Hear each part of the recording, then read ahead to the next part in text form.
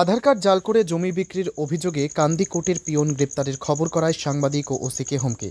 মুর্শিদাবাদ জেলার সালার থানার কাগ্রাম এলাকার কিছুদিন আগেই একটা খবর হয়েছিল জাল আধার কার্ড বের করে সম্পত্তি বিক্রি করার। আজিজুর রহমান, শফিউর রহমান এই দুই ভাই মিলে সিরাজুর রহমানের জাল আধার কার্ড বের করে সম্পত্তি বিক্রয় করে দেওয়ার চেষ্টা করে। ঠিক এমনটাই অভিযোগ ছিল সিরাজুর রহমানের। এরপরে সালার থানার পুলিশ শফিউর রহমানকে গ্রেপ্তার করে। পরের দিন কান্দি কোর্টে পেশ করলে শফিউর রহমান জামিনে ছাড়া পেয়ে যায়।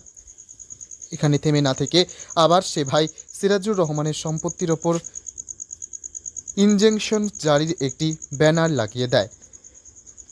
কিন্তু কোর্ট থেকে কোনো নোটিশ আসার আগেই কিভাবে এই ইনজেকশন জারির ব্যানার লাগালেন শফিউর রহমান, এই খবর সংগ্রহ করতে গেলে সাংবাদিককে হুমকি দেয় শফিউর রহমান। এমনকি সালার থানার ওসিকেও দেখে নেওয়ার হুমকি দেয় বলে জানান গ্রামবাসীরা। বলছি জায়গাটা আমি বায়না দিছি, ঠিক আছে। তারপরে আমাকে ও একদিন ফোন করে ধমকাচ্ছে যে জায়গাটা কেন নিছিস। আমি জায়গা নিচ্ছি বুরহানদার কাছে, ওর বাপের সম্পত্তি আমাকে বেচেছে, সেটা ও আমাকে ধমকে দিচ্ছে যে তুই বায়নাটা ঘুরে নেগা, নাহলে তোর নামে হাইকোর্টে কেস করবো। তা আমি বললাম ঠিক আছে, যেটি আমাকে বলার ইচ্ছা তা তোমার ভাইকে বলে না, ওটা তোমার ভাই কাছে কিনেছি, তোমার ভাই বলবে ওই জায়গাটা। তা আমাকে ধমকে দিচ্ছে। ওরা বাড়িতে আমার এসেছিলো, 3 ভাই বোন এসেছিলো, ঠিক আছে। এসে আমার বাবা মাকে বলে গেছে যে এরকম এরকম ব্যাপার, জায়গাটা কেস চলছে, তা পয়সাটা ঘুরে নিতে বলো গা, ঠিক আছে। এই কথাটা বলেছে ও। আর ও যদি একটা আইনের লোক হয়ে যদি এরকম করে, তাহলে আনপাবলিক কী করতে পারে।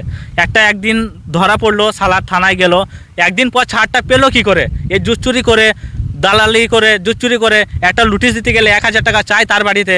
ওই এরকম প্লেয়ার, তা কোর্ট কী করবার জন্যে? কোর্টকে তো এটা রায়টা দিতে হবে। কোর্ট যদি এই আইনের লোককে না দেখবে, তাহলে পাবলিককে কী দেখবে কোর্ট? আমার নাম মানারুল শেখ, আমার কাকগ্রাম বাড়ি, মাঠপাড়া বাড়ি, ঠিক আছে।